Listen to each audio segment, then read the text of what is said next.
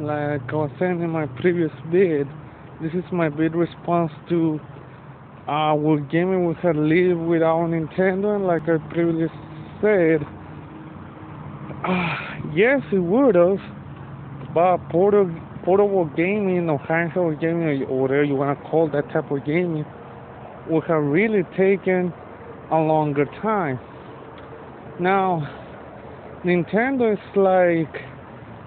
uh, like the Disney of video games. And the reason why I say that is that look at the game library of the NES, SNES, and 64 GameCube and the Wii, and you will see that the vast majority, not all, but the vast majority of its game library are aimed towards kids and yeah, family and kids. Uh, so yeah, and just like Disney, Nintendo's reluctant to expand its audience and cater towards the mainstream audience or towards PC gamers.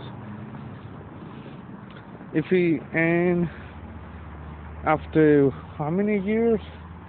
Oh Lord, after 20 some odd years, I think it's too late for Nintendo to expand its audience.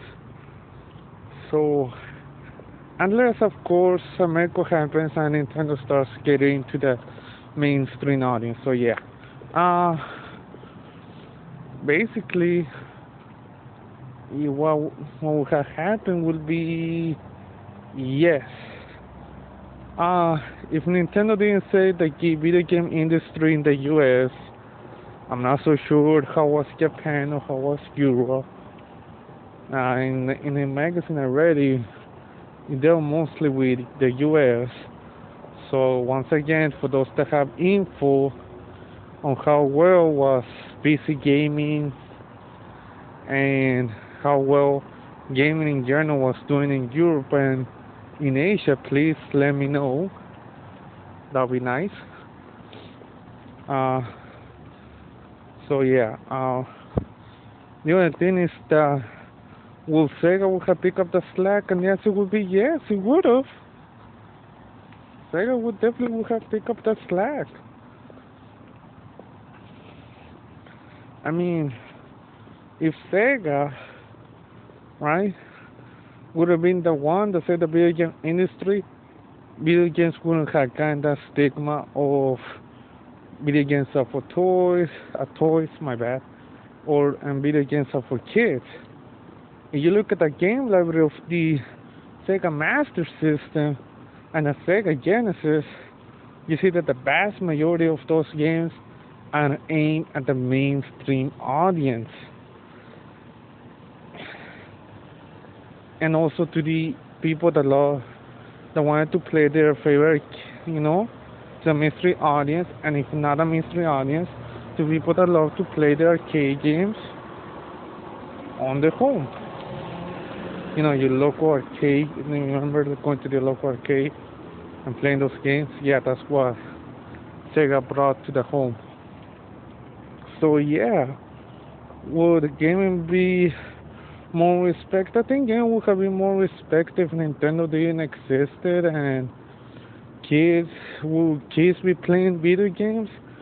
I don't know. I think most likely not, and most likely they will be playing games like freestyle and all of that, or playing some other form of activity than video game. And the reason why I say this is the Sega, Microsoft, Sony, their games, they don't pretty much aim at little kids. You look at the game libraries of Microsoft and Sony, how many games are there that will be targeted to kids?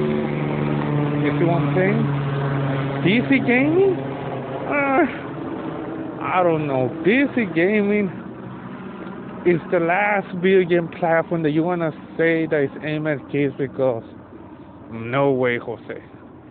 PC gaming has never aimed at little kids. I don't know if there's that many kids games out there on the PC that you can say, here you go, little 10-year-old, enjoy that game, you know? I mean, during the NES days, they had games like Wolfenstein. I don't know if that game was for kids, and Doom. No, I don't think those games are for kids. Right? Wizardry? Maybe Wizardry. You see what I'm saying? Uh, so yeah. And so the kids, yeah, they wouldn't be. So yeah, that it would be pretty different. I mean, video games would be more treated like movies, like, oh, look at this, right? So yeah, that could be it. So that's my response. I know some of you may not like it, but that's the honest truth. I mean, what can I say? Nintendo is pretty much the only video game company that makes games for kids. It is what it is.